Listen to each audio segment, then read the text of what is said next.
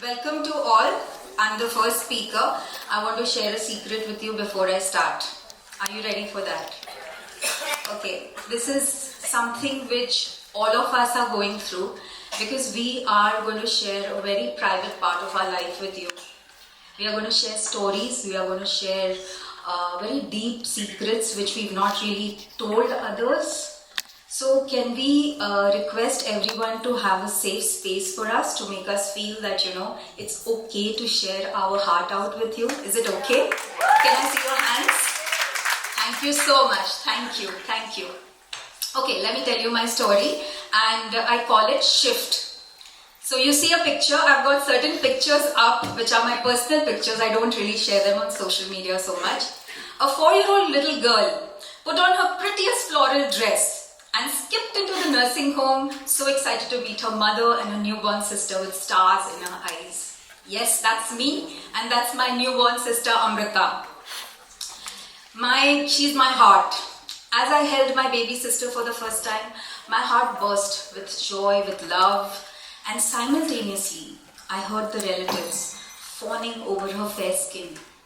Oh, she's so beautiful.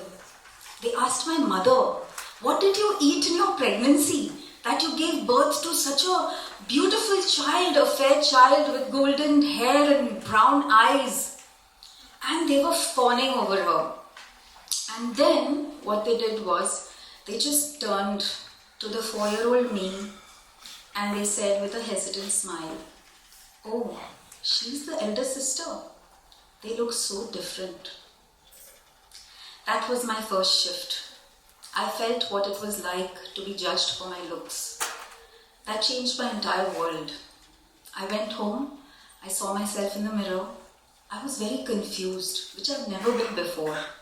If fair skin is beautiful, then was I ugly with my wheatish skin? I became so conscious of the way I looked that I began to hide. I didn't want to be seen or heard in groups. I started shying away from people. I didn't want to be photographed. I always felt unhappy within. And in school, I always avoided raising my hands. I didn't want to participate in extracurricular activities or sports. I was convinced I wasn't good enough. And instead of friends, self-judgment became my constant companion.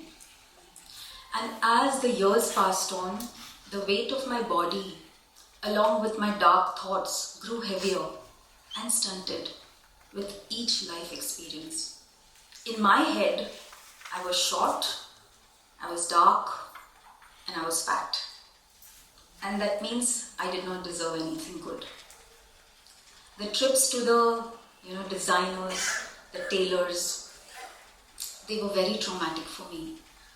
They would always look at me and say, oh, with her skin color, body shape and height, there's nothing much we can do to make her look good. I never felt pretty. Even when the love of my life, now my husband of 29 years, you can see my wedding picture there, he complimented me, you're looking so pretty. In my heart, I never really felt it was true. I always felt ugly and unworthy, even as a bride on my most special day. Surprisingly, after my marriage or during my marriage time, I had a twist in my tale. I found myself enrolled in the first batch of NIFT, National Institute of Fashion Technology at Kolkata. It was a career which was ironically all about making people look good and feel their best.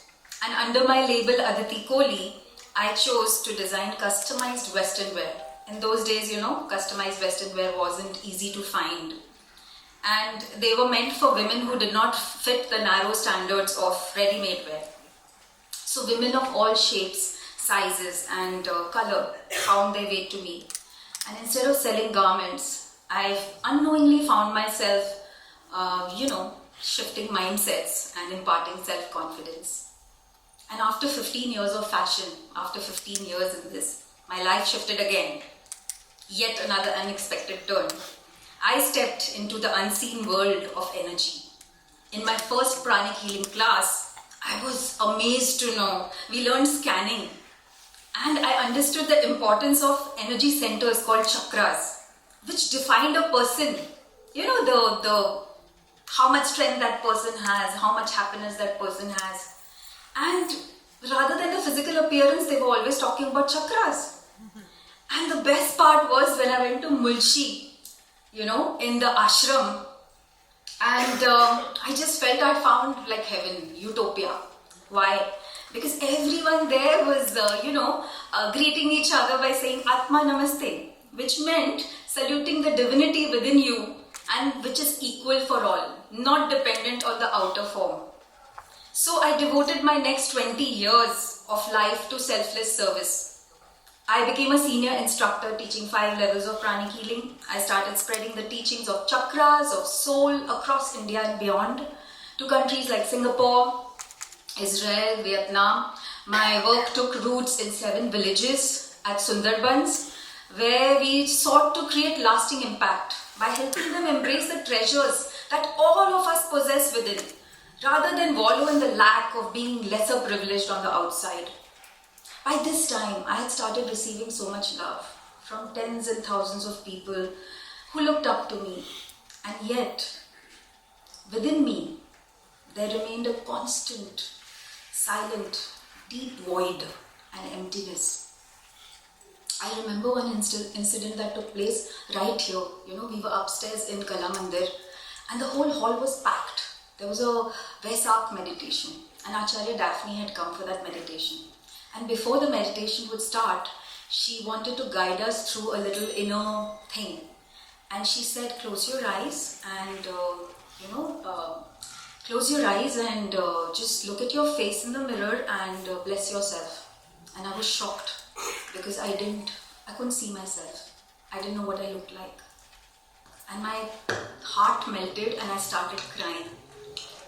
And the next big shift, I'll just wrap it up quickly, was when my parents passed away. I was 48 years old. The unconditional love was like a cast to me, my fractured self-esteem. And that was the time I said enough is enough, I have to change something. And I started with Cornash.